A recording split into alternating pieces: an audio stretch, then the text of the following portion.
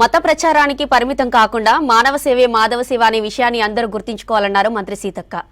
సమాజంలో మానవత్వం జోడిస్తేనే లోక కళ్యాణం సాకారమవుతుందన్నారు సీతక్క. మతాన్ని రాజకీయాల కోసం వాడుకోవద్దన్నారు.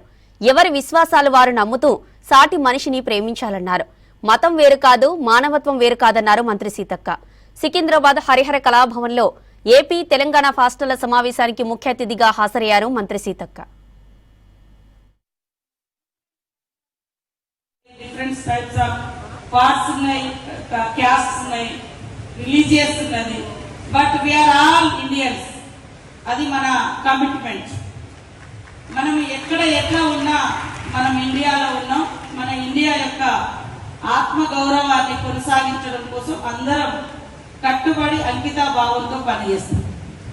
నేను నా ఊర్లో సమ్మక్క సారలమ్మని ఎక్కువ ప్రార్థిస్తాను. ఇంకొక ఊర్లో ఇంకొకరు బాలాజీ తిరుపతి దేవుని ప్రార్థిస్తారు. ఇంకొక కాడ ఏసయ్యని ప్రార్థిస్తారు.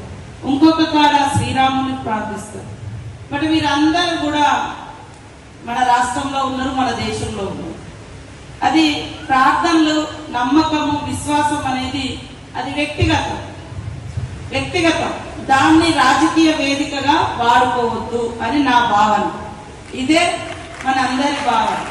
మన తెలంగాణ ప్రభుత్వం కూడా పక్కాగా డాక్టర్ బిఆర్ అంబేద్కర్ గారు ఇచ్చినటువంటి రాజ్యాంగానికి లోబడి లౌకిక స్ఫూర్తితోటి ఈ రాష్ట్రాన్ని పరిపాలిస్తున్నది.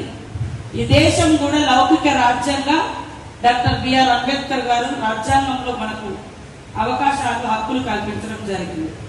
సో చాలా చోట్ల స్వేచ్ఛగా ఎవరి మతాన్ని, ఎవరి విశ్వాసాన్ని, ఎవరి దేవుళ్ళను వాళ్ళు పూజించుకోవచ్చు, గౌరవించుకోవచ్చు, ప్రచారం చేసుకోవచ్చు. ఇది రాజ్యాంగం ఇచ్చినటువంటి హక్కు. కాబట్టి ఆ హక్కును మన ప్రభుత్వం కట్టుబడి పరిపాలిస్తుంది.